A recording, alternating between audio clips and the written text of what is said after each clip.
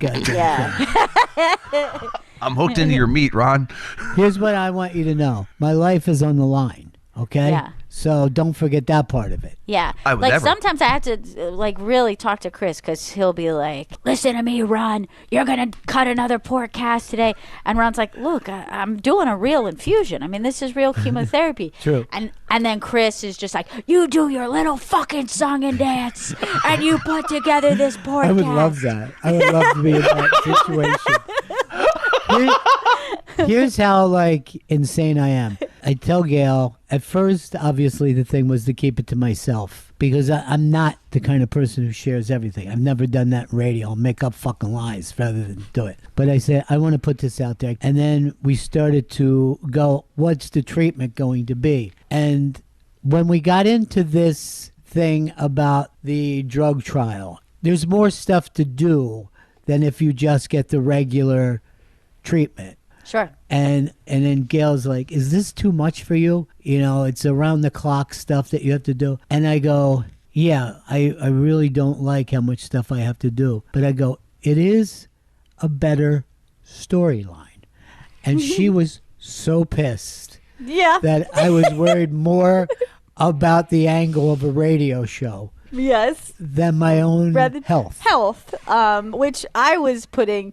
I kind of see my as executive producer of your health in that moment. And so I'm like, you do your little song and dance. Right. You get your shit together. Like that was where my head was at. Right. But, yeah.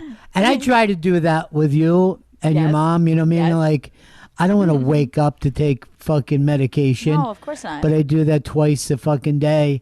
Yes. But you have to do it for the trial. You know, you have to do exactly what they say. But I remember even when I was telling this to Jim, I'm like, yeah, we want to go on the air with this. And I go, you know, either it ends with this thing working out and we beat cancer, or it ends the other way. But I go, either way, it's pretty, you know, it's going to keep you gripped in as a listener. Either way. And he goes, okay, but let's go for the, you know, beating it. You know what I mean? Option A. I'm telling you, they both work. I choose A. Yeah, but still the heartbreak. You know what I mean? Yeah. I don't fight it. So anyway, that's where we are right now. And what we're trying to say is Sal Volcano is out there today. Go to all of our socials for it. Bennington SXM on Instagram to get the link. All right, so that's it for today. We'll be back tomorrow to explain what's going on. I'll just say this. A lot of people are asking to hear the announcement show again, and we'll do that over this. Yeah. We'll announce when we're going to do it. I won't be listening because I have no memory of that. No. The stress of that day and the emotion of that day is more than I ever want to relive. No, I can't remember it. I don't think I don't even cry, did I? I'm sure I was very strong and good. I think everybody cried at certain points. Yeah. But here's the thing. I've heard from so many broadcasters, ones that I'm close with, ones that I don't even know, who say, I can't tell you how good that show was. And I'll say every time, I don't even recall. I couldn't recall a minute of it. Yeah. You know, it was so heavy. It was. But they were like, no, you don't understand, man. I wish I could do a show like that. So many people said the same thing. They're like, I don't know how to do that show. I go, I don't think we knew how to do that show. We just went and did it. Yeah, we definitely didn't, but we had to do it. And it is also a blur for me. I feel like I remember little moments, but... There's a lot of time that I don't remember much of from the beginning of that. It's very, very weird. All right, so I don't know what we have on today's show, but I think it's going to be best of. It'll be the best. I think we'll be the best ever, but after this, we'll know every day what we're going to be announcing. All right, so enjoy the best of Bennington. Look, I've been going through a lot lately. As you know, Gail, your aunt's here, right? Mm-hmm. Staying for a while. This is something, I don't know if anybody else goes through this, but I feel like the number of times I have picked up her phone and start putting my number into it, and it for me is one of the worst feelings I've ever had. I feel like either I'm trying to be a spy and got caught, or I just walked into a bathroom when someone was sitting on the toilet. It's a fucking terrible feeling to look like you've got somebody's phone. I would say Kafka is probably one of the few people who can understand what I'm talking about right now. Well, it feels like a total invasion of privacy, and in this It case, is. you're the villain. You're the one who picked up Right. the wrong phone. And then you know what you'll say to me? Why don't I just give you my code? And I'm like, you don't understand, okay? This was an unbelievable accident. Like when you are on the opposite of that circumstance, it feels like an invasion of your privacy. And worse, have you ever been with a thing where you're like, oh yeah, here's a picture of us at the beach, and they're like, oh, and then they take it from your hand and you're like, I was holding it up, you didn't need that, and then they start to swipe? No, nobody would ever do that to me. There's not a single human being that would do that to me. I mean, it's like, you know that psychological thing where if you see drug dogs, you immediately think that you have, like, your bag is full of weed and you're in huge trouble, and you're like, I know it isn't, and yet I'm paranoid. I feel that when people start swiping, I'm just like, what are they going to see? It's not a big deal, and yet I feel disgusting and dirty, and I would never do. First of all, if someone shows me a picture, my hands are to myself. I'm not touching your phone. I don't touch somebody's phone. No. That's like going into their purse to me. 100%. You know what I mean? If someone like wants to hand me their phone to look at something, I make very sure to like only hold the sides of the phone, so as my All right, fingers that's don't really even weird. touch. It's That's weird. because you find touchscreens to be gross, I don't like them. and you don't like All a right. communal touchscreen. Dude, I got a horrifying story, and this was still COVID-y times. Earl, if you guys remember, went into Jenny Hutt's purse. Yes. Her fucking purse. And what was the reason for that? I made the mistake. I was not thinking. I made the mistake. I thought it was the show bag where we keep. It our was a headphones. lady's purse. It's so not a bag. inappropriate. A lady's purse. Yes. Filled with some of her lady products. Yes. Do you think we need have a lot of them? phone chargers and headphones in a Birkin bag or whatever it is? Jim, I'm going to expense a $19,000 bag for the show. And then she, because she's this type of person that she's like a germaphobe, she's like, he just put his COVID hands inside everything that I own. He was sniffling that day too. Like he Yes, had like we- a Oh, yeah. yeah. He was sick. And also, zero apology. Zero. He You know, actually started to defend himself. Like he started to excuse himself and go, oh, I made a mistake, okay? Her bag was here. That's where normally I would see the bag. Like instead of just going, oh my God, how silly of me. I would never meant to do something. You know what I told him? That he can no longer go into bags. If he wants headphones, he has to ask Chris to come in and get it for him as he stands 5 feet away. I feel like it's just like a formal written request and confirmation from Chris. This is the only circumstance in which you're able to touch any bag. Because a woman's bag is very personal, very private. Of course. I have a lot of women in my life, close friends, family members. I have never stuck my hand into their purse to retrieve something. I've never went, oh, let me get you this, and just grabbed their bag. And never. At the very least, I would hand it to them and go, you take care of this. There's private matters in there. These are the women I'm most close to in my life. I would never do it to my mom. I would never just start looking through her purse. When I was young and doing stand-up in gig culture, right, I would always reach up and if somebody in the front row and take the woman's purse and open it up and look into it.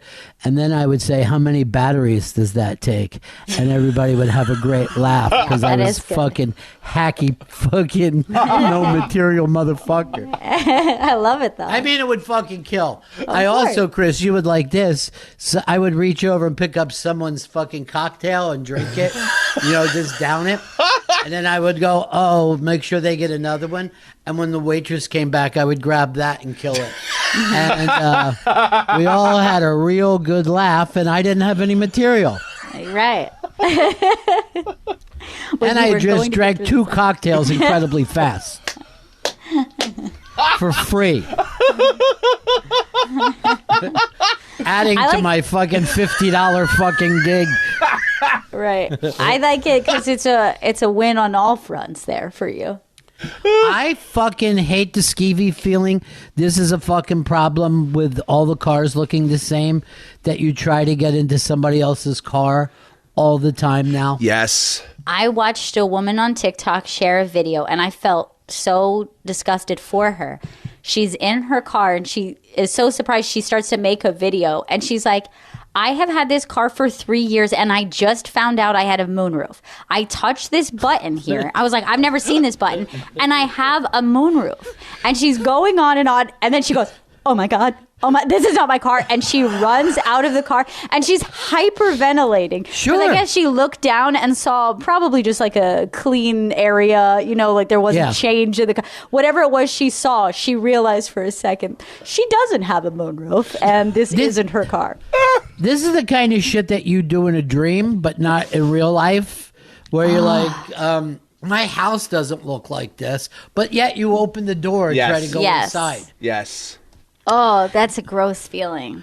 Here's a skeevy feeling that I get, and I could take this back to maybe the movie Giant, James Dean Giant, but it was in Texas, right? So there was all this open space, and yet they had this gigantic fucking dark mansion, and and no trees around it. And it's fucking haunted me worse than a goddamn movie, like a horror movie. And anytime that I see a really large building that's nothing is around it, it sickens me. But I'm drawn to it.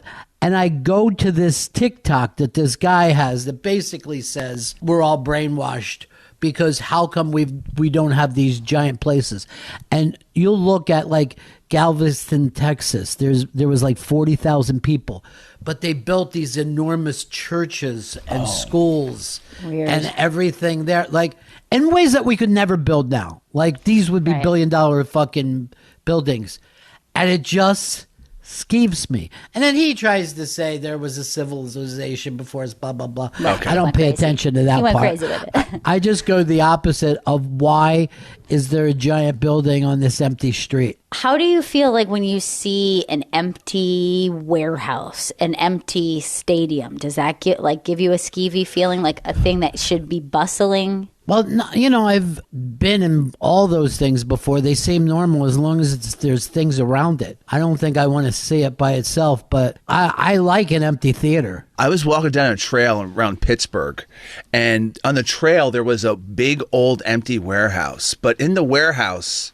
at the bottom, towards the base of the building, there was a hole that a body could fit through. And I kind of like peeked in, and there was Why? because I was drawn to it. I was like, "Oh man, I wonder what's in that old warehouse." Like it was Earl around a purse. This is my purse moment, and I had like a fucking intrusive thought of like, just go in there, see what's in there. But I was like, oh my god, no, I can't do that. I'm getting fucking murdered on this trail. There was no one else on the trail. All right, so I have this one that used to kind of creep me out when I was a kid. But anytime there was a school event, a parent-teacher, I don't know, something like that, at night in my school really kind of grossed me out. Like the place that would be filled with bright lights and sunshine during the day, when you would just like peer out and see like blackness outside, and it was it gave me a very unsettling feeling, like schools existing at night. I'm going to go back and tag Chris with Pittsburgh, though, because Pittsburgh has these old factories, right, that aren't, being run anymore. And you go in there and they're selling coffee or maybe artwork. Yep. And everyone's like, isn't this great? And I'm like, no. It feels really weird. It's really weird. And also, Steubenville, Ohio is also like that. Downtown Steubenville has all these old, big buildings that are beautiful. Yeah. And and they're empty except for, someone's trying to start like, an art gallery or a coffee shop. Same exact thing. All right. I'm going to go to Jesse, our a very talented young intern. Jesse, give us a weird thing that skeeves you. We touched on, like an empty bar of some kind, but honestly, what skeeves me, and maybe it's rude to say, but someone hunched over, asking me for something, money, some disheveled person begging. Oh my God! A beggar, maybe. The homeless. I don't know what their living situation is. All right, I won't assume. You know they're homeless. I have no idea. Oh my God! The fact that they're hunched over and they have no money or food, they're homeless. Jesus, Jesse. They might be unhoused. I don't know. Yeah, Jesse. I mean, I it's kind of rude to ask, but you have the look of somebody who grew up pretty well off. Am I right about that? I'm very fortunate in Okay, many ways. so that's why like being skeeved out by homeless is kind of bad. I think it's that just being confronted with perhaps reality is uncomfortable for you. Reality itself. Yeah. Oh my God, I love that. It's so funny. Yeah. Anything outside the attractive bubble. A 9 a.m. subway ride would be his true horror story in New York City. I don't mind those. Here's one that I did before is I opened up a door thinking it was my Uber because the guy pulled up right in front of me. Oh yeah. And it felt like I had just taken my penis out and stuck it inside of his car. Getting into the wrong Uber, just someone that isn't even an Uber, is very disturbing. Oh, it's bad. One time, my husband was dropping Juju off at school, and Frankie was just like a newborn at this point. She was crying in the back seat, and I realized that she needed to nurse. So he got out of the car, and I went to the back seat, took her out of her car seat, and I was nursing in the back of the car. And a woman was like saying bye to people. And she's like, okay. And she gets into my car, and I'm back there breastfeeding.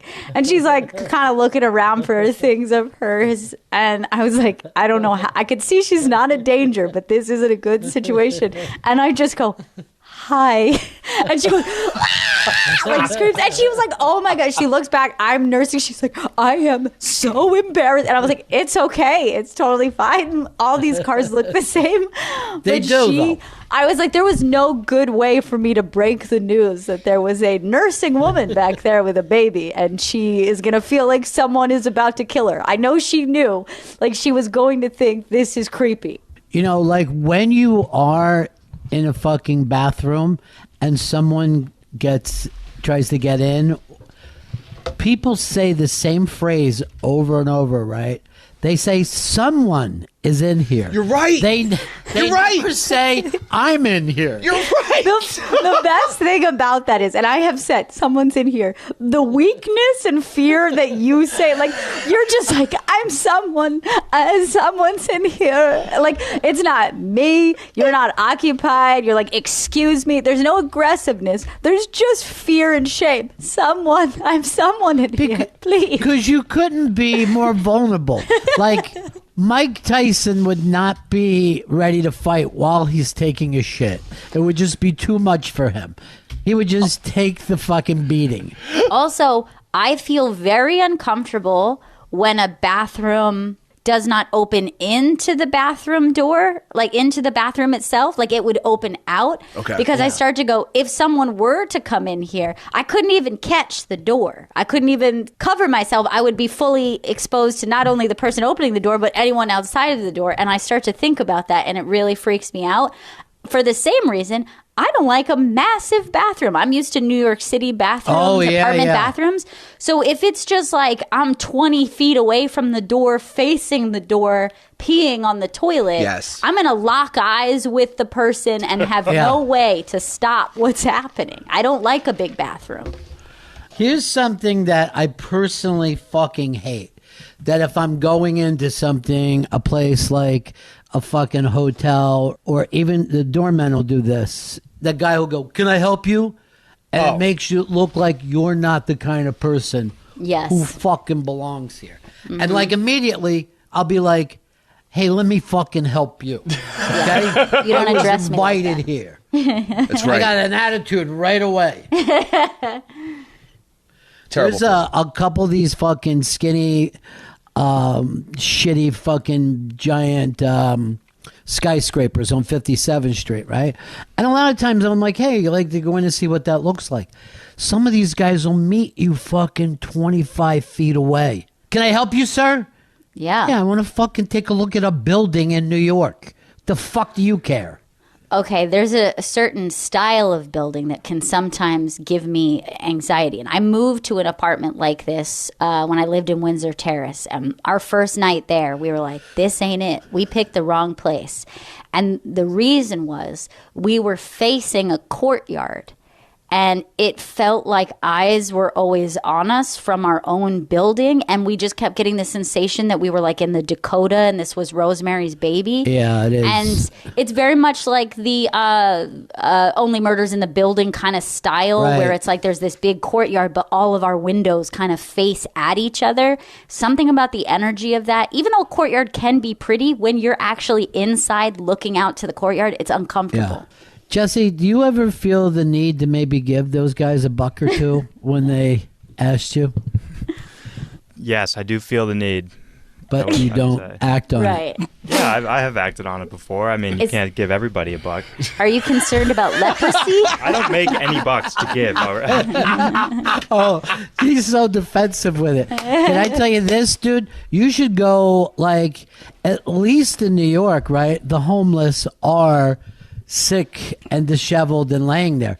You go to LA, they follow you. You go to Austin, they fucking follow you. They're They're aggressive. young, they're in shape, Ripped. and they don't understand why you don't have a couple dollars. Who walks around without any money? And there are certain types that, like, they are almost old school, like the crust punks and whatever. And you'll see them gathered usually in more like, southern part of New York. And yet they have the same look as those Austin homeless people, but they know not to behave that way in New Yes. York. What are they doing? Yeah. Them and their friend are sitting on the ground, leaned up against a building with an old dog.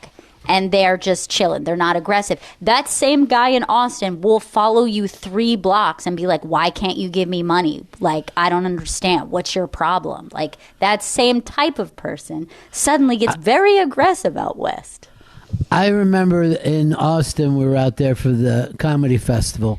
There was a guy who, stunt double for Woody Harrelson, but he had face tattoos, and he wasn't wearing a shirt, and this fucker was ripped. And I'm like, I'm gonna have to fucking roll on the ground with Woody Harrelson's stunt double. Yeah. This fucking guy's coming on too strong. He was fucking crazy, man. And he looked too healthy, He was in the healthy sense. as fuck. He Yeah. looked like a vegan. Yeah. Should we ask Earl what skeeves him? Yes. Other than, I'm gonna guess Earl's. Is it paying taxes? Is it women? Human The side conversation. of women? What is it, Earl?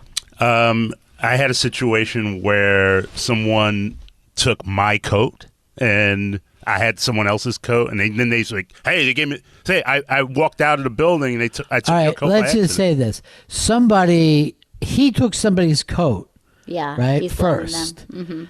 And then he said they took my coat, so I took somebody else's coat. I think just the opposite were true. But I'm going to feel like that's fairly uncommon because it's not like everybody has the same coat. Like phones look the same, cars look the same now. Do Yeah. coats? That's the question. Yeah, but it was a situation, and like I remember, I pick up my coat to leave, and I go, "Wait, this isn't my coat." You know, what? I'm like, what happened? Did it have a big giant 8-ball in the back? No. Keep it then. And then so I'm freaking out. And I walk around, and then he came back. He was like, "Dude, I took your coat by accident." And I went, but I felt so skeeved because he put it on, and I was just like, it just felt weird and uncomfortable. Is it because your pits would have been in the same exact position? Oh Is that my the part? God. Thanks for not saying no HMO. Because plenty of times off air, he will. I feel like maybe visually I could mistake my coat for someone else's, but I feel like if you You live know in what? a northern place, you know the feel of your coat so well. As soon as you stuck your hands in the pocket, you know it was in your. Here's what I think. I think that this thing took place at a gym and Earl put on somebody's underpants. Oh, Oh, no! definitely a black pair of drawers. Could you borrow someone's underwear? Let's say you were in a very I don't know, you shit your pants, and your friend was like, "I have a pair of underwear. It's clean." Would even just a clean pair of someone else's underwear gross you After out? shitting my pants, nothing would skeeve me. You could fucking wrap a fucking cat around me. It wouldn't Well, I bother me couldn't as think of much as another shitting my pants. I couldn't think of a situation where you just lost your About a hard underpants. rain. About a hard rain. Okay, where a hard rain, Yeah. and he says you can borrow my underwear. It's Yeah. a clean pair. Would that make you feel uncomfortable? I mean, whatever you're borrowing, right? So let's say, no, not underwear, but then you put on his fucking shorts or his fucking Yeah. sweatpants, it's still nuts where his nuts belong. Yeah. It's true. Yeah. Yeah. Let's see with Jesse. Could you wear a homeless person's underwear? Used I'm and going unclean. commando in that scenario. Faction Talk 103, it's the Bennington Show!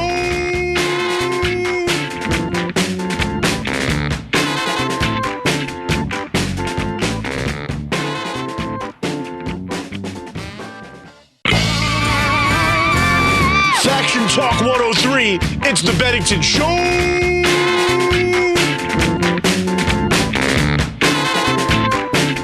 In studio with us. The new album, Please Stop Laughing, comes out May 8th. Everywhere you stream your music. They're touring in the U.S. in May and June.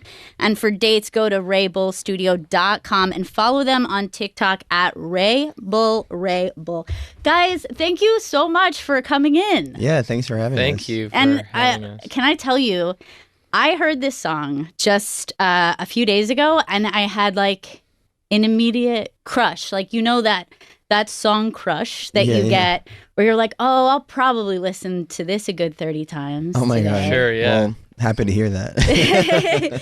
But the funny thing is the way I heard this track, and then it just kind of like opened me up to the rest of your music, and then was like so excited to see you guys have this album coming out, is I saw on Instagram the video, which is just like a clip of your music video of you guys setting your phone up on the train. And, the algorithm is like a funny thing, right? Totally. Like it's like very creepy. It knows what you want. And as much as I want to say like, man, I want to move away from that, it was right. And I think, and that's very disturbing.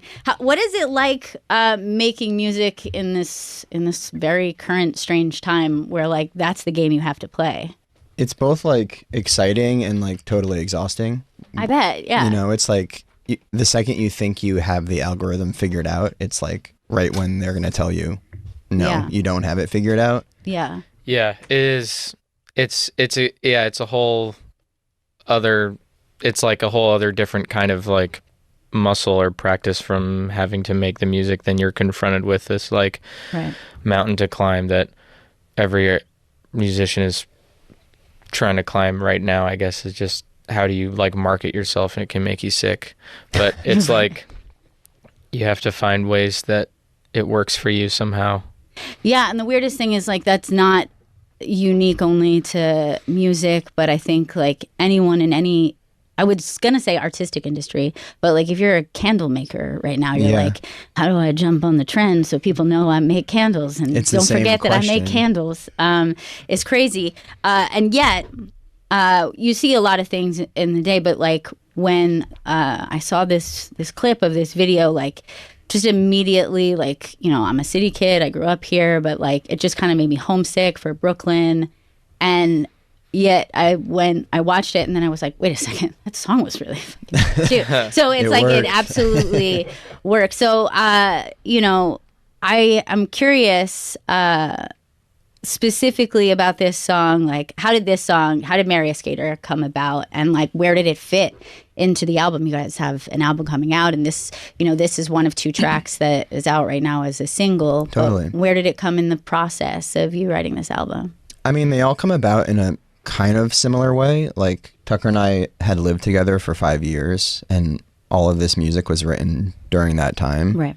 So it was a process of kind of writing together, and sometimes we would be in the same room writing, and sometimes we would be in our separate bedrooms, and we'd overhear each other like, oh, what's that melody? Like, that sounds interesting, and we would jump on it. So I think this is just one of those where I think I started it off, but, I think we jumped on it together. I remember writing the bridge together specifically, like... Yeah, I remember he had been playing it in the living room, and we were just like, let's try to record it. And we like tried to record it, and it turned out really bad. And then we stopped. Yeah. And then that was like months and months and months ago. And then somewhere down the line, we were just like, that song is still pretty good. I think we probably just messed it up. Or they said we could curse, so we probably just screwed Yes. it up. Whoa, watch out. But we tried again. Yeah, and then We were working with a producer, Al Carlson. And this is one of the only songs, because usually we'll be writing together at the computer in Logic, which is like the program that we use to make the music. And I had the thought, like, this isn't really how like most musicians in history have like written great songs, Sure. like staring at the same like doom screen that you look at like everything else on. Right. So I was like, maybe I'll try it the old fashioned way. And I sat at the piano and used pen and paper and wrote. That's so And I interesting. do feel like Yeah. this song feels inherently different because of that. Well, I can tell you just from listening to it, it felt like something, even though I was hearing it for the first time, it felt immediately nostalgic to me. Cool. And like it like put me in like a very weird place. Like one of the first things, my reaction to it was I heard it, and like when you know your very specific Venn diagram of like, here's my taste and here's someone else's taste, and I know this like is like right in the middle. And I sent it. I showed it to my dad immediately, Oh, nice. and I was like, I know you're gonna love this, but I also had this very strange feeling. A friend of mine passed away a few years ago, and like that feeling of like, man, I wish I could send him this yeah. song right now. so Like sorry. but he would have already known it. He was like that dude. He would have been like, yeah, I produced that, or like, yeah, those are my best friends. So I definitely would not have been introducing it to him. It yeah. would have been the other way around. Oh. But I also always struggle with this with musicians, because I never want to say this, because I always feel it might be similar to when somebody tells you like, oh, like, you know who you look like? Yeah. And it's never what you want to hear. Like, you're like, wow, okay, Yeah, I'm oof, gonna getting hold ruined. that forever. So rather than me tell you like things that I feel like it's inspired by, I'd be curious, like, who do you guys draw inspiration from? Tucker, who are the bands or the artists that you draw the most inspiration from? I don't know. I feel like I always say, have you guys heard of the Beatles? Just because my dad, showed me them, and I was like, these guys are pretty good. Isn't it strange to think the reverberations of that band through the generations, that like now we're like 4 generations Yeah. past, and it continues to be this very strange inspirational point, not just only for music, but like culture in general. It was like Yeah. the beginning of youth culture. Totally. So that's fascinating. It's like where both art becomes accessible to young people. Yeah, it's persisting. Yeah. It's true.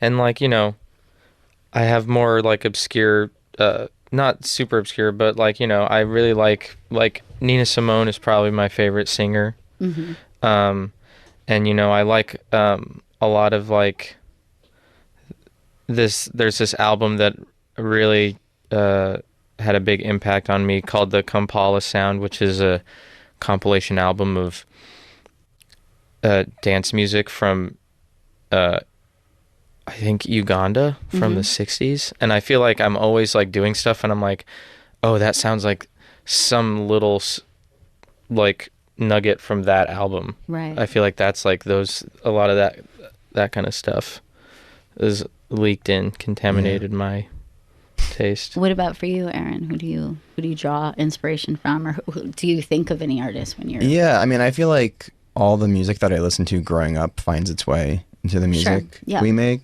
A lot of like folky stuff, like Lucinda Williams, John Prine, a lot of Elliott Smith. Yeah, I could see Wilco. that for sure. I'm still like, should I say it? I'm not going to say Do it. I mean, Nobody I don't- likes it. I mean, I'm always curious, You but just should make say sure it. it's the right thing. Yeah. If it's really bad, then I'll just cut this and we'll Yeah, just yeah. pretend this never happened. No, when I heard it, I thought about artists that I really love, like Amy Mann and John What? Brienne and Michael Pett. Let's get out of here. An apple. Fuck. Okay, sorry. No, that's awesome. Amy Mann This is over. awesome. Yeah, she's incredible. But I think that just also is just good songwriting. I Yeah. think like I literally just listed really great songwriters, and I think that that's Well, thanks. the new album is Please Stop Laughing. It comes out May 8th everywhere you stream music. Then they're going to be on tour, and then Marry a Skater as well as All That You Are. Both the singles are out now, so you can check those out. Yeah. Yeah. I got to ask you too about the music video for Marry a Skater. Like, how did that idea come about, and Like, how many takes did it take you to pull it off? Well, the music video is a 7-minute video, Yes. which is much longer than the Yeah, actual yeah. song. And it's us going over the Williamsburg Bridge with the phone taped Yeah. to the train. And we did that second. We actually went out that day to just shoot content for the song.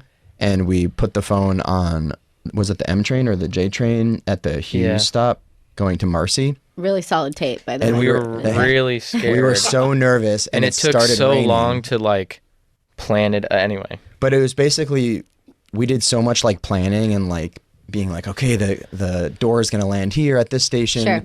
that we actually got it done in one take because we knew. And the train didn't stop, which is weird. What do you It's mean? just like, just like it's blew by. yeah, it's like perfect. So it just worked out, but we did a lot of like practicing, like taping the phone to other metal things that were slightly wet to make sure it wouldn't just like fall off. It was raining that day. We were like going to crazy. use gaff tape, and we were like, wait, this is not going to stick because it's wet. So we ran to a hardware store that was right below the platform and got flex tape, which Shout out to Flex Tape. is Yeah. advertised as you can This should It's be use it for fun. underwater. Yeah. So we were like, that's got to be our. That's it. gotta That's be the it. answer right there. So it was one And take. we were like, oh my God, someone's going to think, we're putting a bomb on the train. Like, That's a good the point. I never conductors, really like, thought. they look left and right. Yeah. And I'm just like, we're going to be screwed. And like, nobody cared. and then when we got to the next stop, we were like, let's do it. Aaron was like, we should do it over the bridge. And I had to go all the way across the bridge and be at the Essex stop and hang out there. And I was like waiting for this, looking at to see if like any of the trains had the phone on it. Right. And like right when Aaron texted me, he's like, it's the next train. All these cops came into the station and started like hanging out like right next to me. I was like, no, I'm gonna like have to yank the phone off of the side of this train, and it looks so suspicious. Just start running. Surreptitiously like put it away. I was like so freaked out. But What about the Morgan Stanley graffiti moment? How is that? How did that? we actually That's, paid a graffiti artist too. No, come on. That's an insider secret. Yeah, I feel like people. I noticed people in the comments were like, "We need answers Yeah. on the Morgan Stanley." But We actually, that's a trick. we actually thing. don't have a good explanation for that. It was just there. So Yeah. you guys are going to be on tour in May and June, and people can go to RaybullStudio.com for dates. But as far as being musicians and all the different process, from songwriting to recording to getting it out there to touring, like, do you look forward to touring? Do you love playing live, or?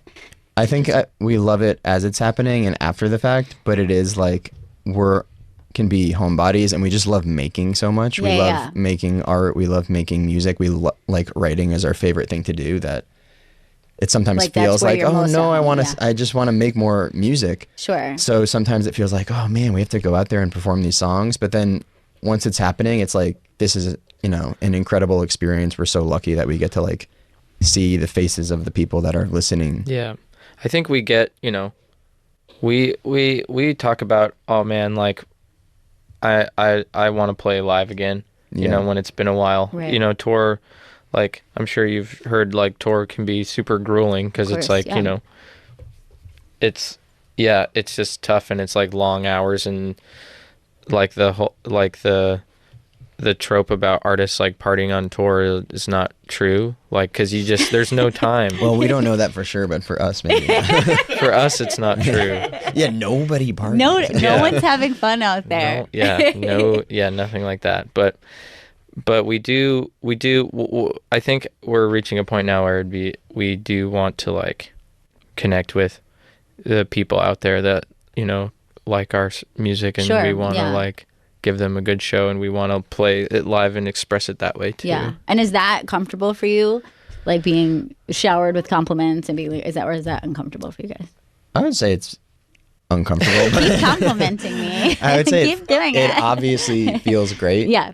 But it's sort of like, what do I do with this? Right. Sure. It's more like we didn't really, when we were making music together, we always talk about that we didn't realize that we didn't really think it through that we would end up having to like play it live, Right.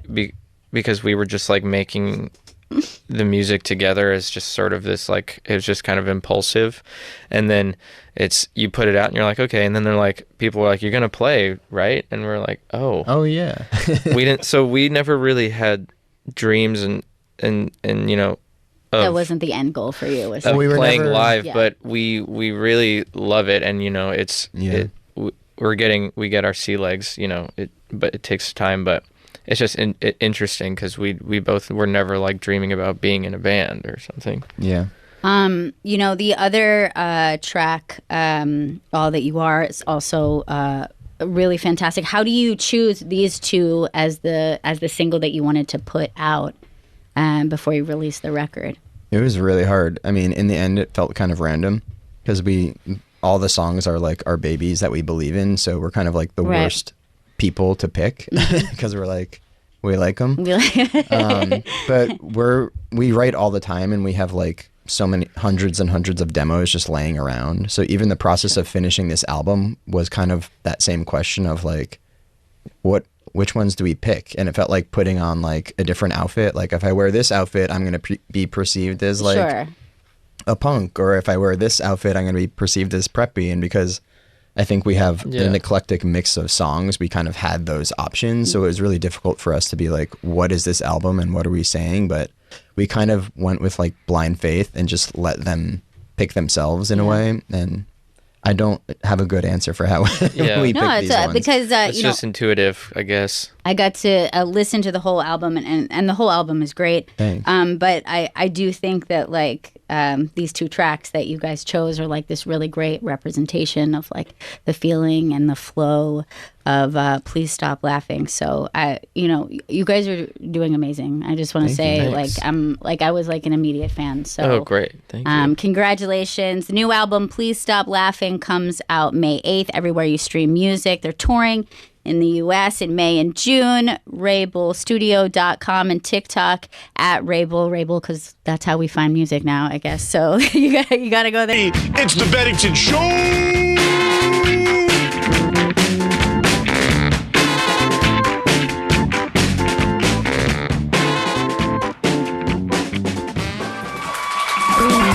Live from the Velveeta Room in Austin, Texas, as part of the Moon Tower Comedy Festival, this is SiriusXM's Unmasked with special guest from Impractical Jokers, Sal Vulcano.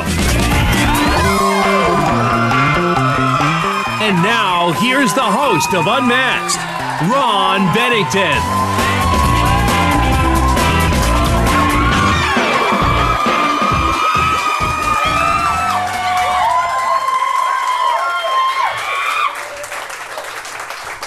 Sal Vulcano, everybody, let him hear it. In his hometown, Austin, Texas. That's right. Are you guys all from Austin? Anyone not from Austin? All right, that solves nothing. Yeah. Cool. Thank you so much for coming here for this, to listen to me. Let me just, I'm going to give this away because I was with Sal earlier today and he was asking me about Austin. He goes, what's with all the barbecue? A lot of barbecue here. Yeah, here's the thing. I know you guys probably take pride in it. Yeah, everywhere we travel, everyone's always like, specifically with barbecue. I'll say barbecue. Now you make a liar out of me. I'm correcting. When I'm hanging out, I'm like, what's with the barbecue, bro? But no, everyone's always pushing specifically barbecue. Like, oh, you have to go here. This is the best. We have the best barbecue, and. I mean, the barbecue is good, and it always tastes exactly the same to me wherever I get it. Is that a sin to say? No, I'll just say this: the best barbecue in the world, Austin, Texas. That's it. And I don't pander. That's a professional right there. I'm like, I don't know, guys. I just don't get it. What's with all your ugly building and bridges? It's terrible here. So Austin. Love it. I love it. I do love it. Your schedule is so crazy busy that you were checking in with us today because you didn't know whether your flight was going to make it. Yes. You had a connecting flight. I did, from Nashville, yeah. Now, if someone tells me... Great barbecue there. Yeah. For me, Oh my God! Take pride in something else. well, there is a little history to this town Yes, no, outside it's- of barbecue. But if someone says to me, "Oh, you have a connecting flight," then I say, "No, I'm not doing it. I have to find directly." I am on the same page as you. Yeah. And I think the only, and I don't want to say anything bad about any other airline, but Spirit. I think the only other one that was direct was like Spirit. Yeah. And I took them for the first time about a month ago, and it was an utter shit show from the second I stepped into the airport to when we got off the plane. So I was like, I'll just do the layover. But I took a really early one. Yes, you did. And it was delayed still, but everything worked out all right. But I also want to thank one of our sponsors, Spirit Airlines, for the Moon Tower. Spirit Airlines, it's a real shit show. They serve terrific barbecue. Barbecue.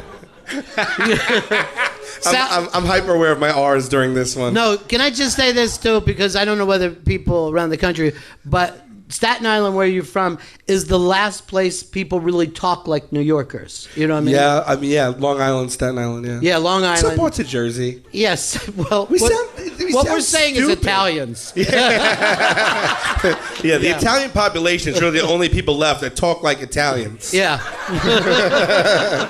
No, I listen to myself sometimes and I'm like, oh, I wish I could improve that. Because it kind of like, when I'm around people speaking like that, I don't think about it. But if you listen back, sometimes you can sound a little bit like buffoonish. If I'm being honest, you know. No. You see, that's the thing, though. There's something that works about your show is that the guys talk the way they grew up talking, I think. Yeah, we do, yeah. And if you would have said to me years ago, oh, people in England are going to love these four guys from Staten Island as they prank each other, I'd say, oh, no, that show will not work. There's no way. I thought they would like, I mean, I didn't think it would take in the slightest bit. I actually don't know what it is. Because a lot of times, like, the British comedy is different than American comedy. It's more sophisticated, actually. Yeah. And we are not that. So maybe we were just like a refreshing dose of non-sophistication that they took to. But I don't know. They've embraced us, really. So they may, like people in England, and you're playing all around the world now, and they see you guys acting like this, and my theory is they go, oh, that's how Trump got elected. Because, by the way, Staten Island was the only place in New York City who went in way big for Trump. Yeah, they're the red borough. Yeah. It is what it is. Yeah. I mean, I can't speak for anybody else. But it is amazing that this show, which, you know, like we said, the odds of this making it in the United States on True TV, which at the time I don't think many of us had even heard of, the fact that you became a hit in the United States is a long shot. But now around the world, it's...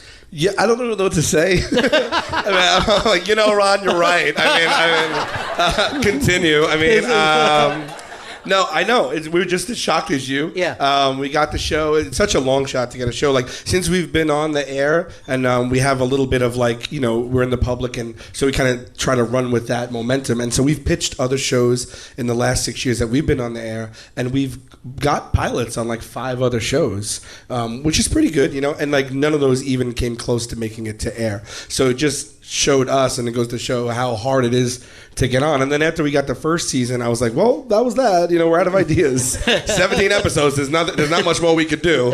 And then you want to fast forward like 6 years later, and it's like, I can't believe we're doing it. But we're still finding a new audience, so that's good. And we're still having fun, so that's good. Well, that I think is great about doing it on True TV, too, because it kind of rolled out. It was an overnight fluke success. You know what I mean? You know, whatever this thing that works keeps working. Because I remember...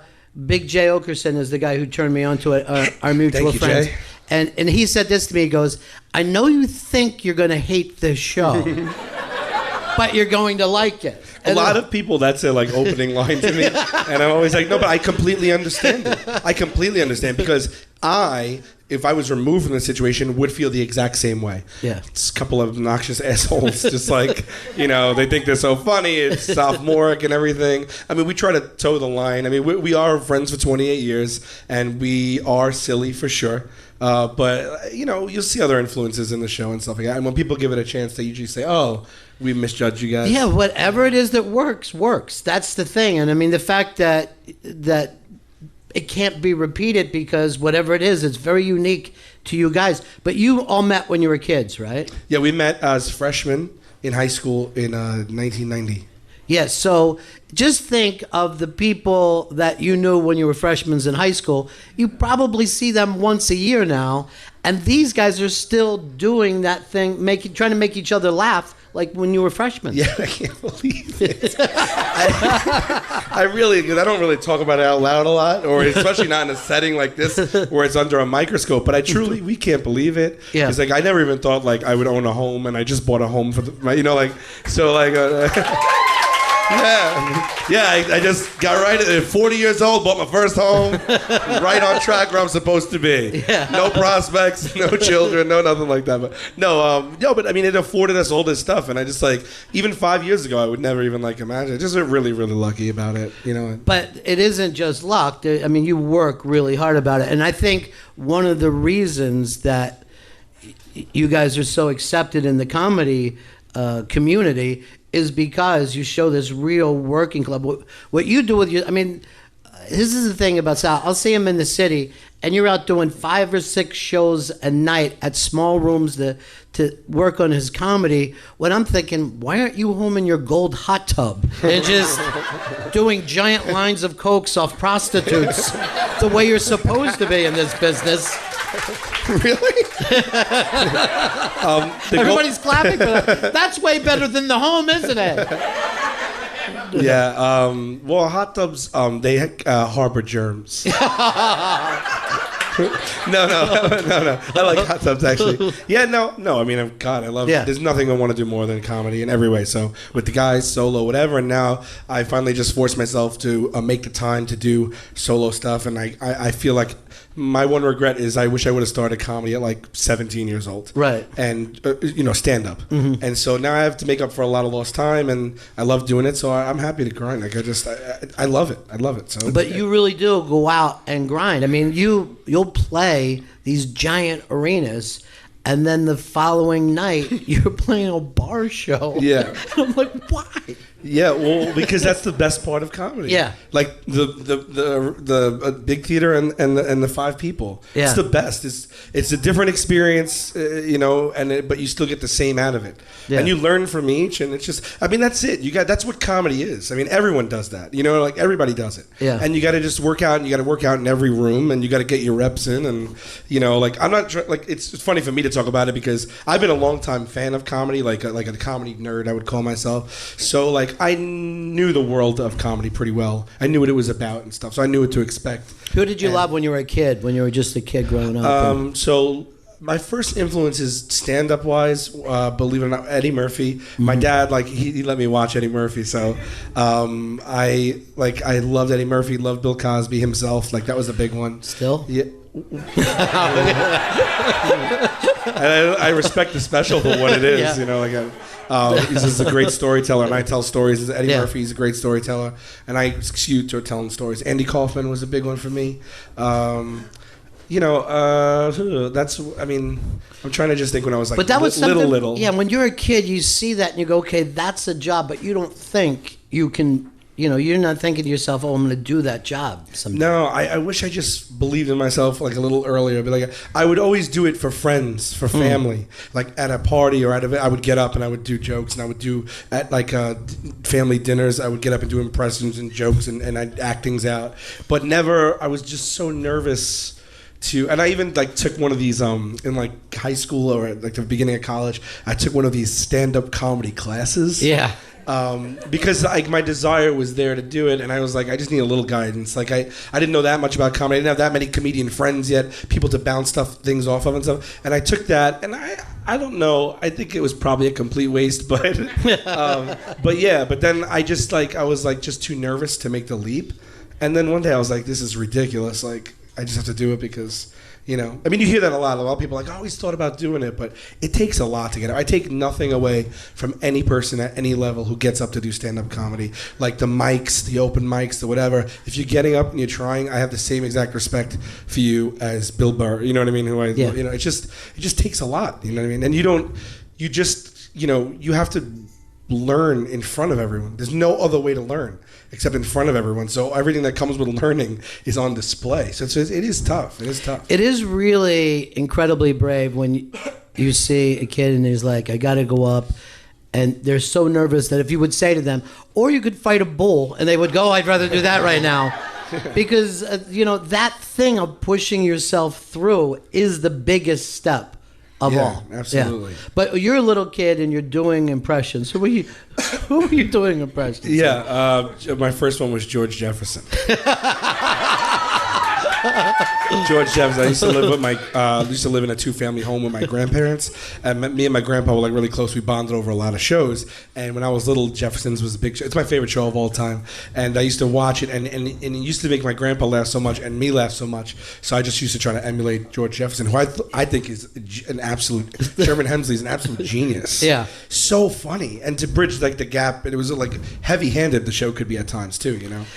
But that's the thing, that here you are, you're watching that show, that you're a little kid, you can watch it, and then your grandfather can watch it, and now you do that kind of show. Because everyone always says about you guys, and again, when we're talking about the impossible thing that they've turned off, that they've turned on now, is that this crazy show that you do is also a family show that bonds people. You'll see 4 generations will show up to see these guys on tour. And that should, again, never happen. Yeah, I never thought. I mean, I don't really think about this like in this light. So to compare it that way to the Jefferson, that made me feel good. Yeah, that's why I'm here. People come to the show. They come to the show. They do, and when we do meet and greets after, and it's very common. Like almost like once a night, we'll meet a full 4 generations of family, or 3 if the person died or whatever. And it's there's a little something for everyone. We just hope that the edgy stuff goes over the kids' heads and probably over the seniors' heads. And then it's just like there's a little physical comedy, there's a little silliness, and then there's some.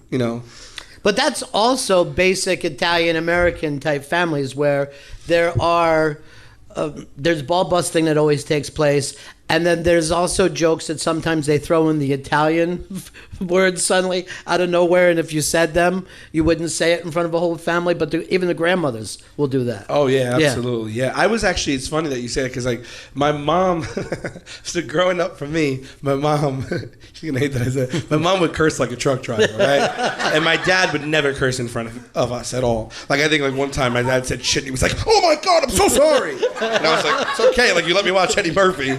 He's like, women are throwing pussy at me. We're watching it together, eating a sandwich. And Murphy's like, pussy over here, pussy over there. My dad's like, oh shit. Oh my God, I'm so sorry. But my mom used to be like, don't fucking be late. Don't listen to them. And I was one of 2 kids in my grammar school who did not say a curse word. Even after 8th grade, I never said one. Like, I don't know. I don't know why. I knew I would get in trouble, but then I also just felt it was kind of wrong. And I remember I didn't curse till high school. And I remember like the first day, like I cursed. I was doing an impression of something in the schoolyard, and I was like, yeah, some guy told us the cop that have a good fucking day, cop. And I had my friends laughing and everything, and I was like, oh my God, I just cursed, but I'm kind of like old enough. But like maybe I won't. Like no one really will know. It's just on me. Can I accept it now? Am I a cursor now? Is this the new me? Like all these things are going through my head, and then we went up after recess, and my teacher took me on the side, Mrs. Coover. She took me on the side, and she said, "The windows were open up here. I was grading papers. I heard you curse," and they knew I didn't curse. Oh no, this was the end of 8th grade. I'm sorry, This was the end of 8th grade. It was like graduation time. I remember this because she knew me and Richie Camerata didn't curse. We're the only 2 kids, and she said, "I want you to know, I heard you cursing out there. I know you don't curse. I'm really disappointed in you." And I was like, oh my God. Like I am a piece of crap. But let's hear it for Richie Calderano, who still holds the record.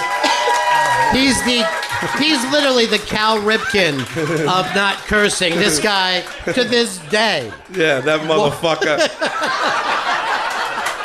He's carrying the strap. And he remembers that day in 8th grade when you blew it. You had it going. There was one other time. Yeah. There was one other time I just remembered from this. This isn't a curse word, but I was younger than that. I was probably in like 5th grade. And my mom did something that really, really made me angry. And I went into my room and I went behind my bunk beds and I was like... I guess people listening, I'm giving the finger. Like, I'm emphatically giving it a double finger. And I was like, ugh. And I forgot there was on my closet door, there was a full-length mirror. And she saw it through the angle of the mirror, which I didn't see her in my periph at all. And I hear her go, "Wah!" And she ran in and this sounds like so stereotypical, but she dragged me into the bathroom and she put soap in my mouth, which, if we could just talk about this right now, I didn't curse. Like, she should have just washed my middle fingers. I shouldn't have got soap in the mouth for giving the finger. I should talk about that on stage. Yeah, that's good. But you have never gotten away with anything in your life. Seriously, never even fool around on your taxes because it'll happen immediately with you. I know, yeah. Now that I'm realizing that I do not have a good track record. No, you never caught a break, ever. Now, you think a lot of that stuff, too, was being a Catholic kid that you had that? I went to Catholic school from kindergarten. I was in a Catholic school till senior year of college. Just so happens. Not that I was like a devout Catholic, but our grammar school is K through 8, kindergarten through 8, so that was all. Then I went to a Catholic boys' high school where I met the guys. And then I went to St. John's, which is considered a Catholic university. Sure. But yeah, I mean, I grew up Catholic, right? But I don't really subscribe to that right now. Yeah. Like I just said, like it's not a magazine, by the way. Yeah. You don't subscribe. I don't subscribe to Catholicism Weekly. That's how they get you. You get one issue, they keep sending the shit, and they keep charging you. Then you feel guilty if you don't renew. But do you think, even though you've moved on from that, it still keeps a lot of those guilt issues? It is so weird. Yeah. It is ingrained in our psyche, Catholics. Is there anybody Catholic here? Or Christian or whatever, what have you? It's so weird because like a long time ago I was like, okay, I kind of get how everything works. I kind of believe more in science, and I'm an adult, and I take religion away from no one. But even though I feel that way, I still feel the Catholic guilt with things, even though I know I've told myself I don't believe in that. So it's ingrained in a way that you can't get it out, really. Well, it is smart with any religion is get them while they're young. You know what I mean? Before you can figure it all out yourself. Oh, here's the rules. Yeah, you know? And again, not taking for those who believe that. I mean, that your own beliefs is my belief, but I even though I've made the conscious effort that no, this is what I believe in. I sometimes feel guilty, like in a religious way. Sure. Yeah. And you also worry about that because we grew up this way and it actually happened to you, but the immediate punishment and the fact that has happened in your life. Yeah. Maybe the Catholics are 100% right now after talking to you. How quickly you get busted for whatever you do. I doubled down too because I taught I taught CCD to get college credit in senior year. I taught 3rd grade catechism on the weekends to kids. Yeah. And so I don't even remember any of it, but I for like almost 2 years I did that. But it was just so to get extra credit for Yeah. And this is funny. The kids that I taught are 31 right now. Wow. Yeah. It's like I just pulled off a magic trick or something. Whoa. They just went, oh my God, he's really old then. But I think it's great. Like you went all the way through elementary school, high school, college, and then at 23 years old, you finally met a black kid. It took that long to finally go, oh, there's people outside of this. Yeah, right. Yeah. Yeah, we had that's funny that you say. In my neighborhood, I had a lot of black friends, but in school we only had maybe 1 or 2 black kids per class. In school there wasn't that many in my high school or anything, but still friends with them to this day. There's 2 of them. Will and Dexter. Yeah. And they cursed early. Don't worry about those guys.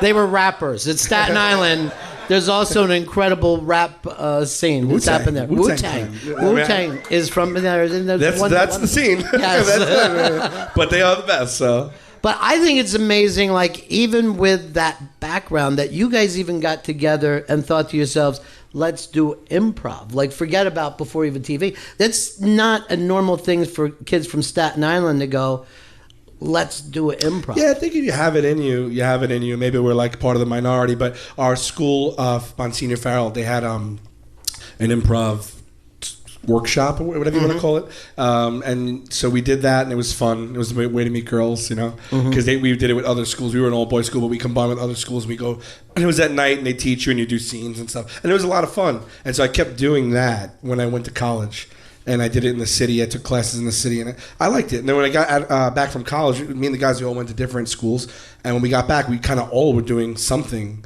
like that. And so we were like, oh, why don't we just like try and do it together and see what happens? And we used to get together in Joe Gatto is one of the guys from the show. We used to get together at his house in his mom's basement 3 nights a week for like 3 hours a night rehearsing. And we used to record every rehearsal. And then when we would, with that 2 hours, then when we were done, we'd watch it back like football players watch tape. And we'd pause it and be like, see what you did there? You could have done it different. You could have done it like that, and you could have done that. And we did that for 6 months before we ever performed. Wow, yeah. That's so. I've never heard of anybody doing it. It's probably ridiculous. It's probably not necessary at all, and we probably sucked big time. But at least it gave us a little bit of like we felt like we were preparing. It does take the improvisation out of improv for you guys.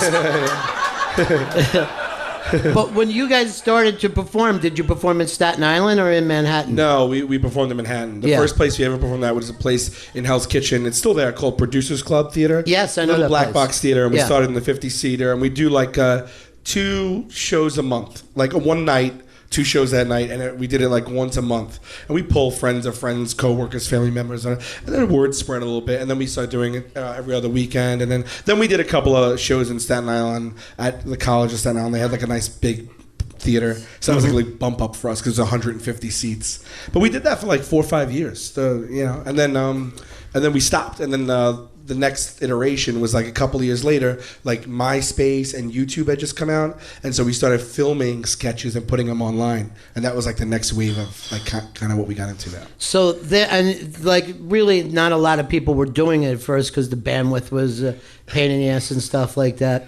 So you started to find out that some of these sketches would take off, but they weren't necessarily people that could go to see you at that theater because it goes out wherever.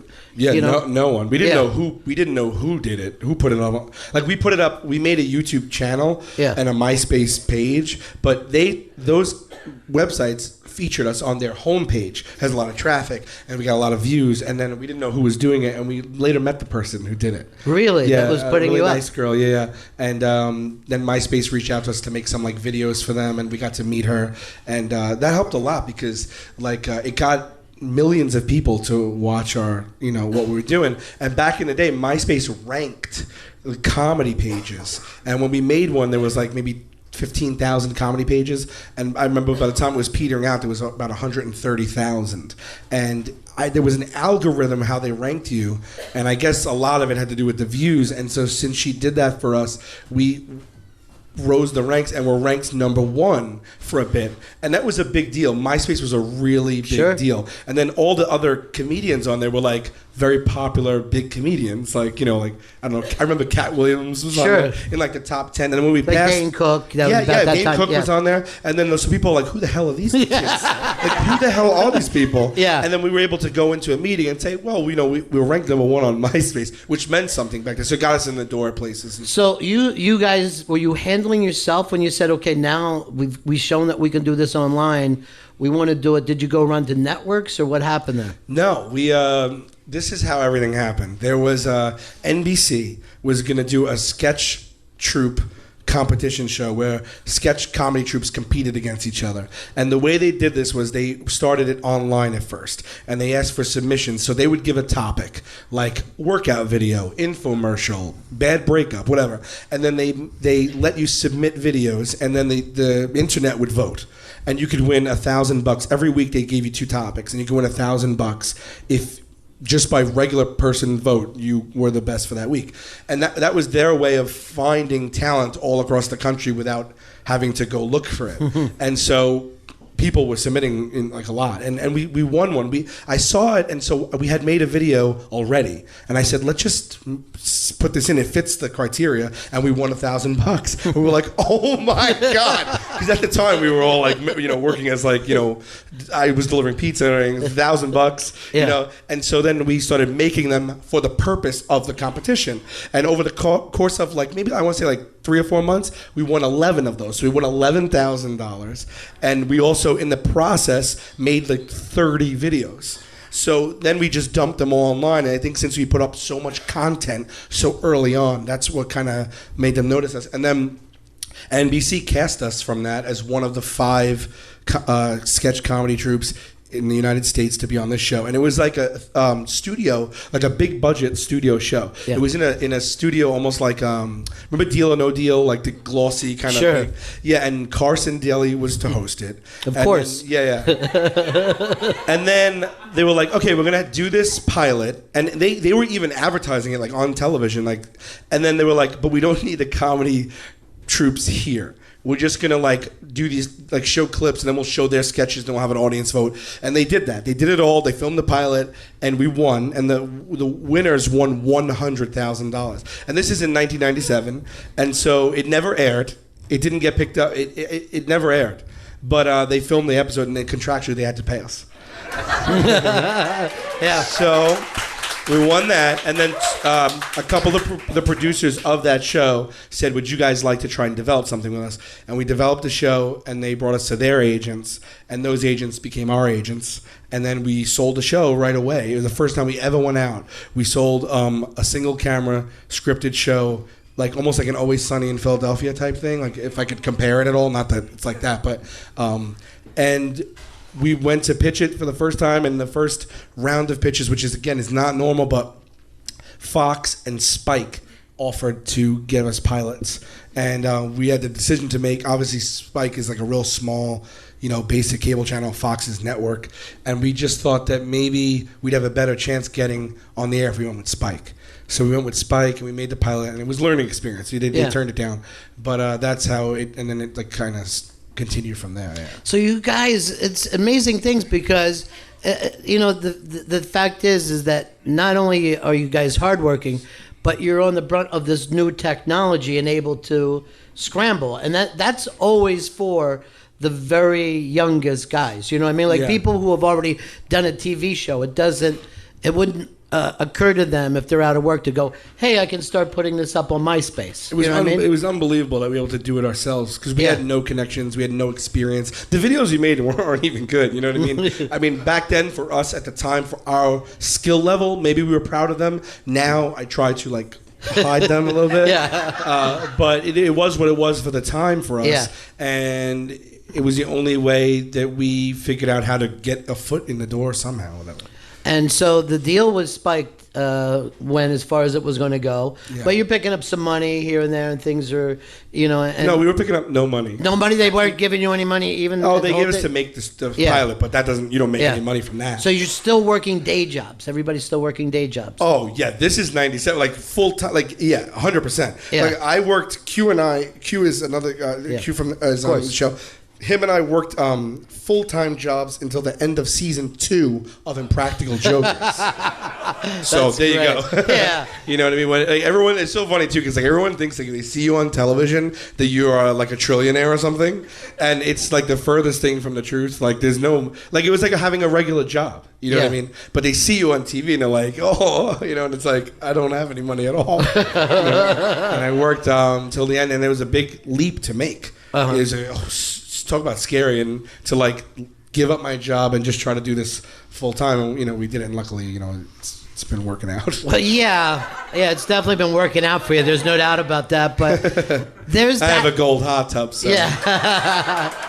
But there's also, and I kind of think this is your background. You're practical about all this. You know, like I said. Was that like a pun? No. No, like truly. We're very pragmatic approach to everything for sure. But because like a lot of guys, as soon as they get anything, they're like, oh, now I need a gold rope chain. You know what I mean? Like, and I have friends that like that. Yeah. But so walk us through how the True TV, because this is, even what you hit big with is far away from what you guys had established with yourself with the Tenderloins. Yeah, you know what it was? We had so many failed things, and they were all scripted, and we were all playing characters. And so we were like, what is something that we could do that's not scripted? Because we know how to improvise, and we know how to be ourselves. You know, that's what we could do really well. Yeah. So that was the way we backed into the idea of Impractical Jokers.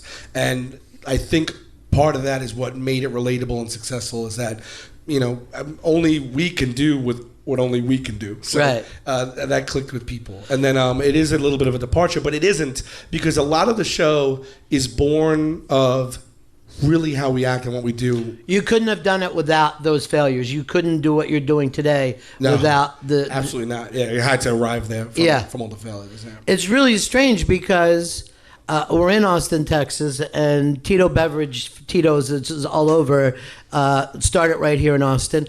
And it's always remarkable to me how much the stories are the same. The products are different, right? Yeah. But it's that thing, and he had to do the same thing that you did, that you hold on to the day job and then you make that leap. And it's not that different of a success story. Yeah, I guess the formula, I guess, is right. If you talk to, you read, I'll read books on successful people and their patterns and habits. Yeah. And stuff, and it always... There's a through line through it all, I guess. But that's what kept you going when you weren't successful, like reading these kind of things? No. Yeah. What kept me going is I am in love with comedy. Right. That's it. It didn't matter. I was happy. I've never not been happy in any phase of my comedy career, because it's just, I love doing it. So it's like, I'll do it if the show ends tomorrow. If I was never successful, I would do it for free I will do it till the day I die. Right. Like Don Rickles, you know what I mean? Like, who's one of my idols. So. And you know what? I'm always trying to tell that to people too, because they're like, if they get a gig at the Comedy Cellar and I'll say, what's up? And they go, well, last night I got bumped for Tracy Morgan. And I'm like, dude, you realize how hard it is to be one of the guys that Tracy Morgan bumped? And if someone told you that in 8th grade, you're like, holy shit, my life's going to be great. Oh my God. Yeah. I don't know. I'm not like, most of the people I've met, and I got into the public eye and I got to meet other people in the public eye. I got to meet some of my idols, some famous people, and you always wonder, like, how is this person, how are they? Like, are they different than me or different than normal people? And refreshingly, most of the people that I've met that are my comedic idols or are famous or whatever have been down to earth, real people. And there's assholes everywhere, but let's name those guys. But oh wait, we already brought up Big J. That's a known fact. He's so cocky. No, but I just don't have an ego. It's not in me. Yeah. Not that I have any reason to, but if I was even at any level, I just don't. Like, if I get bumped, it happens it's part of comedy, Yeah. I get bumped all the time. Well, I'm happy to be there to be bumped. Well, you really do have, like, also because you're on the cutting edge of all this, you have the kind of new kind of fame where the people who like you love you and you're as big as the Beatles to them, but other people who haven't seen True TV might have zero idea. So I'm still with you on the streets of New York and see people walk by and then somebody just see you and melt down and freak out and grab their phone, and then the next people walk past you. It's very unique to this time. It is really. Yeah. And people say, like, probably the number one question we get in regards to Impractical Jokers is, how do you guys still do it? Because everybody knows you. Yeah. It's like, no, they don't. Like, like, there's so many people. Right. Yeah. There's hundreds of people. And so we're lucky that the people who have bonded to the show have an affinity to us that is very unique. It's like super loyal, and people freak out at us. And then, if you don't know us, you have no idea who we are. Yeah. Like, I never watched Game of Thrones. I hear it's the best show ever, but if the whole cast walked by like in uniform, I wouldn't. Well, maybe if they were in costume, I'd be like, maybe that's Game of Thrones, or there's a time traveler, but I don't know anyone in Game of Thrones, Like, in uniform is the best line.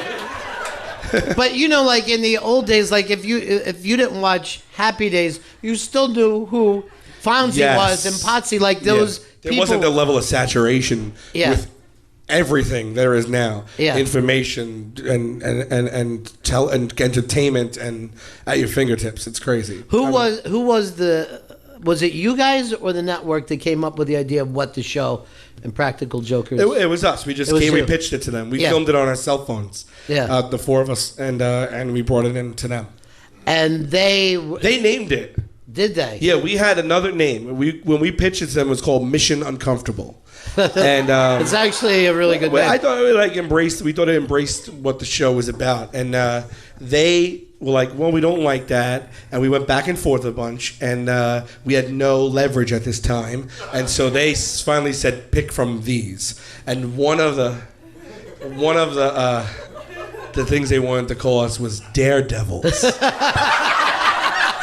And I used whatever little leverage I had to tell them that I would literally hang myself. I wouldn't do it. Like, I just kept thinking, like, Devil Dog. I don't know, like, Daredevils just sounds so corny. And then I remember they said, we're going to call you guys Impractical Jokers. And I literally get completely pale and nauseous. Sure. And I was like, that is the worst name I've ever heard. First of all, no one just says the word impractical. It's a clunky name. Yeah. Second of all, the Jokers is just like, to me, when I heard it, I was like, that's the hackiest bullshit I've ever heard. Like, where, like, Jokers, like, where the Joker card, what do you call those guys with the hat?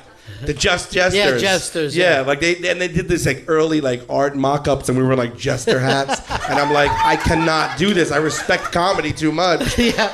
It's already like a failed mission, though, right? That you have to put on those hats. Oh my God, it was just terrible. It was terrible. Yeah. And they finally said, nope, that's what we're calling it. And for like, and then I was like, I remember telling people I had a show and it being bittersweet because they'd be like telling like comedians that I'd be like, oh, we got our own show. It's called Impractical Jokers. And then I was like, oh my God, they're going to start calling us the Jokers. Which, by the way, our comedy troupe name for a decade before that was the Tenderloins. So it's not any better. Yeah. But I mean, at least I could be like embarrassed to that for myself. But like, and then for some reason, like, people didn't mock the name that much as I thought they would, and they took the show at face value, and then everyone just like calls it IJ or calls us the Jokers now, and it doesn't affect me anymore. Yeah. Yeah. But I'll tell you one thing that's good about it is it's eponymous. Like, is that the word? Did I use the right word? Like, we are the name of the show. Like, at least we're the identity. Like, if you wouldn't be like, there goes the Mission Uncomfortable. So I guess that's kind of good that we've become the identity of the name. I think it's eponymous. But the thing is, I think you're right. But aren't most names terrible? Like if you look at that band U2, you're like, that's an awful name. But now we just accept it. Right. Seems normal. Yeah. But at the time, I would have said, change your name, boys. Yeah, U2. Yeah. I wonder what that's about. My friend Casey has the joke. Spy plane. It was like, it's Bono, Edge, and then U2. Yeah. My friend Casey writes on the show. Casey Jost. Yeah.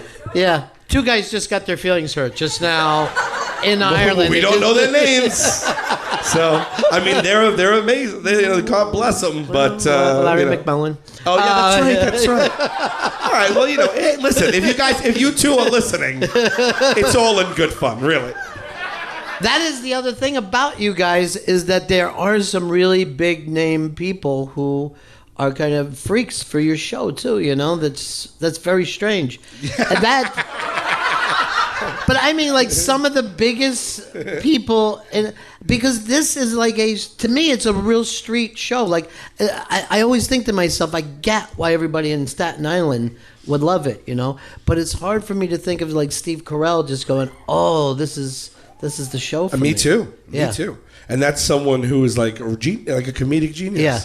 And I think part of the show is let me think about this. It's just not.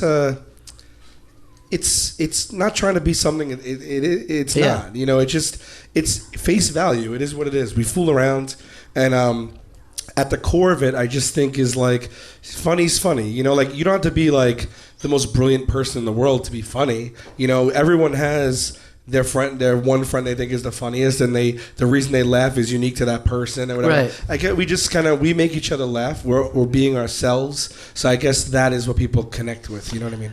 But you know, I grew up in the same kind of neighborhood outside of Philadelphia, in an industry town, and everybody would say, if any of you guys want to be successful, you have to change everything about yourselves. That's why it's always amazing to me that people relate to you instead of you going, "How do I have to relate to people?" Yeah, I don't know. Yeah. I guess that the most important thing in comedy is having your own voice. Yeah, and that's in anything. Or writing for someone. If you're writing for someone, you have to write in their voice.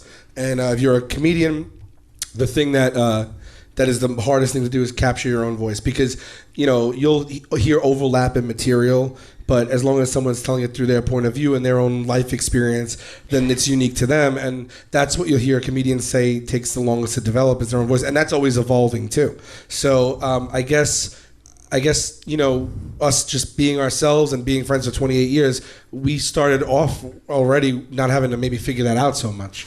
Yet you also, and I think this turned out to be smart, and people would have said it was a bad idea, you've brought in a lot of neighborhood guys that work on your show. So whether it's writers, camera people, whatever, producers even now, these are other people from your neighborhood that you grew up with. These are the people from my neighborhood. One guy from the fish market is the cameraman now. Bring him in, Everybody's mother is calling your mom.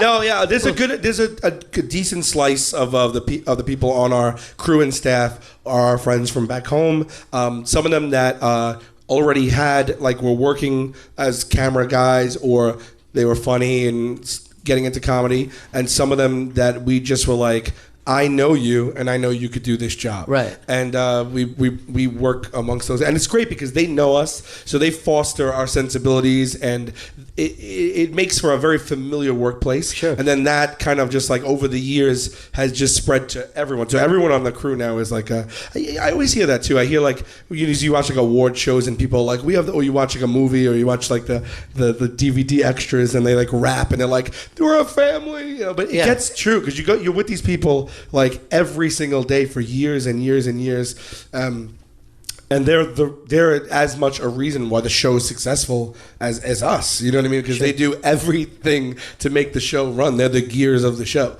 So it's been cool too, because a lot of the people that work on the show, when we first started out and we're doing everything ourselves, they would always like help us for nothing. We didn't have any money to give, and you know, they would just dedicate their time and their efforts and their talents for nothing. And then it was really cool to be able to pay those people and give them work and give them a job now. So that was really, really cool. And I imagine it's probably our proudest thing. That's my proudest thing. I imagine everybody from Staten Island, the lunches must be amazing. Oh no, dude, our craft service and lunch is shit. It's complete right? shit. Yeah, it's not like we're going to my friend's mom's house for lunch. You know what I mean? Like we still have a budget, and like someone has to order that. That's not us.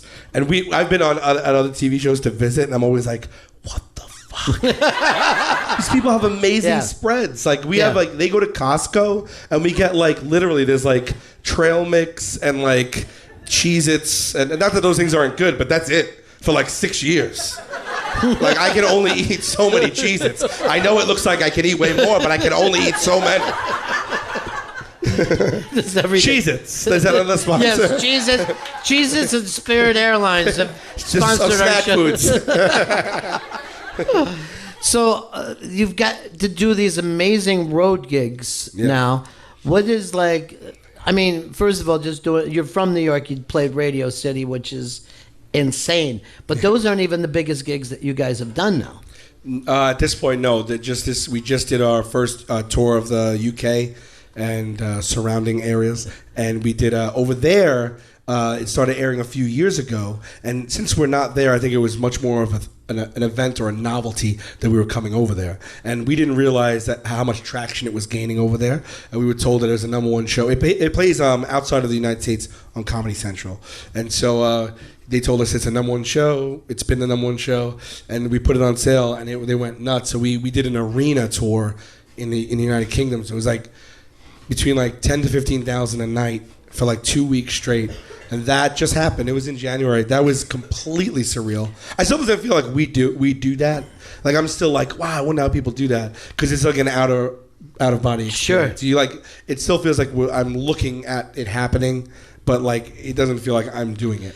No, because that's like the reverse Beatles, right? This is these guys, and if you look back at the Beatles, this is 4 guys from the neighborhood. They played music, had no idea how it was going to go over in the States. I think it's even tougher to put comedy. There's great giant comedians in England who never can make it here. Like some guys do, some don't. But to take these guys from Staten Island and they're selling out.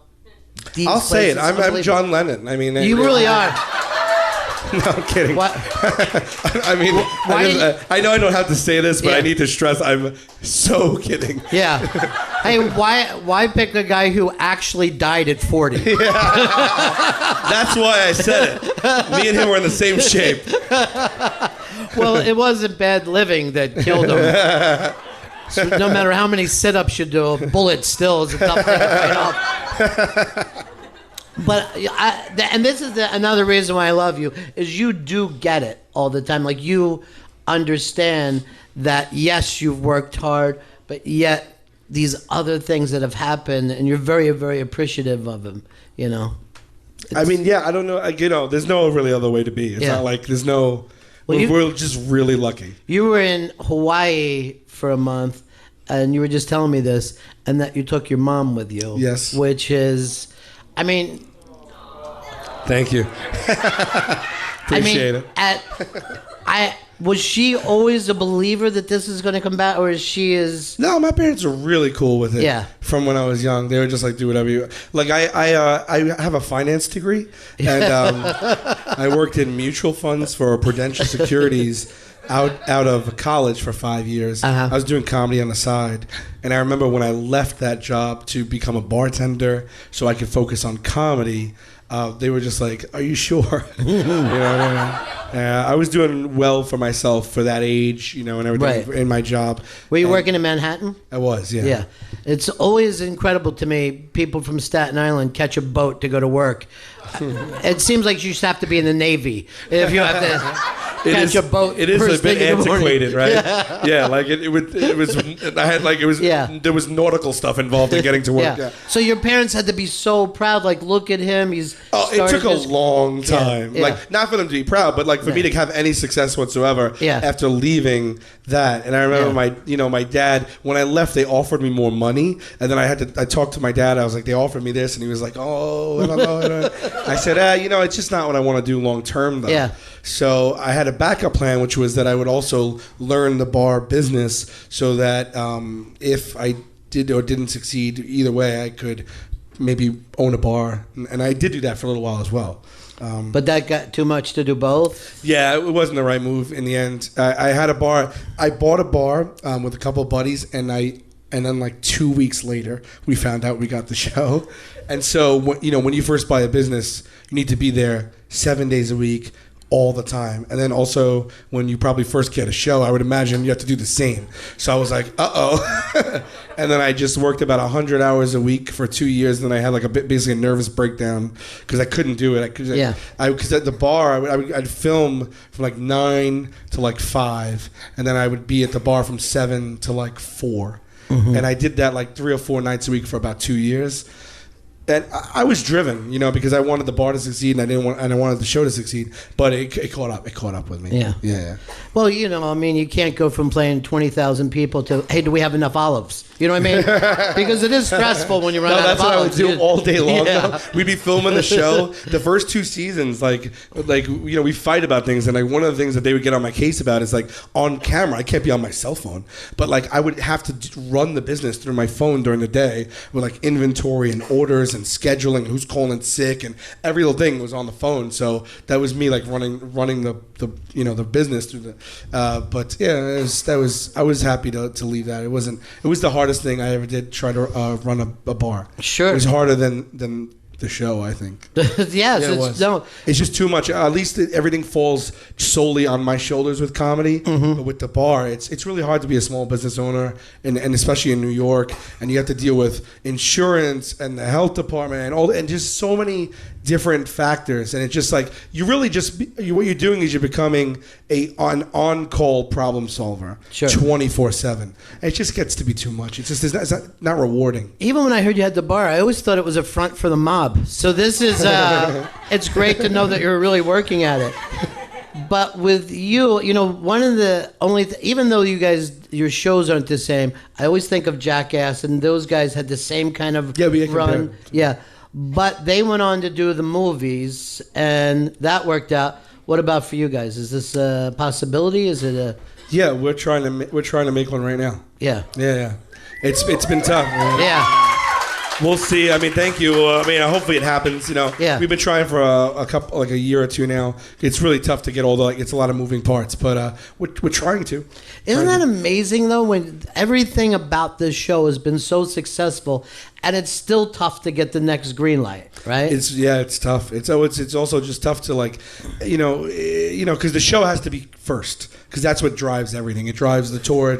So we have to still make the show. We don't want to sacrifice quality on the show, and then you have to spread. It's great that we're 4 of us because we do delegate responsibilities for things, but it's tough. It is. But that Jackass is a cultural phenomenon because they had 2 seasons of I think 6 episodes each, and there was viral before viral was viral, and then they did the movie at that time. They were like a rocket, and so when the movie came out, I feel like there was there was really people needed to be satiated with for us we're over 6 seasons in now, 150 episodes. So some of our concerns are, how do we differentiate a movie from the show so people don't feel like they're just going to see a long episode of the show, but we don't want to depart too much from what people like about the show. So it's a tricky thing because, we put yourself out there. It's a great opportunity, but there's risk and reward, So we don't want to make a movie and then we want to be, we want to give our loyal fans what they want, but we also want to give them something else. So, it's fun. It's a challenge. It's been a challenge trying to make it. I have no idea if it'll come to fruition, but it seems like it's going well. How much of a challenge is it, too, since you guys have been doing this since you were kids, to say the important thing is to keep the band together? Do you ever worry about making sure all 4 guys want to do this gig? Yeah. We do. We all have different goals and different motivations completely. So we're respectful of each other, and what we want. I think considering, how long we've known each other and how much we're together and how many different ventures we've had to do, every single day, a normal day for us, we'll have to democratically make 100 decisions a day, and we're on the same page for most of them, but that is tricky waters to navigate. So I think anyone who would be in that situation would have their fair share of problems. I think in light of that, we've done well with it. Yes, just keeping it together. Yeah, and which is true of any rock and roll band. If you look and at every rock and roll band that ever happened, you're like, the main guys that kept it going are, you look at the Stones, they had 1 million reasons to break up. Yeah. The Who had 1 million reasons to break up, but keeping it together because you guys are better together. Well, if we're like them and making the show when we're 70, please shoot me in the fucking face. Although you know what? I'm going to shake your... Stones is my favorite band. I saw them last year. But I'm just saying, I also, we're young at heart. Yeah. I hope that's still coming across. But we joke around, season 15. We can't be 60-year-old men, pinching each other's nipples and stuff like that. Sal. What would have you? Some other genius idea. I actually am going to guarantee you that if you're still doing this at that age, I will shoot you in the fucking face. And I'm going to shake on it. Sal Vulcano, everybody. You deserve everything, pal. I'm so proud of you. Seriously. Much. Thank you so much for coming. Ron, thank you so much for having me. This was an honor. You're great, It's an man. honor, really. You're great, buddy. Thank you, guys.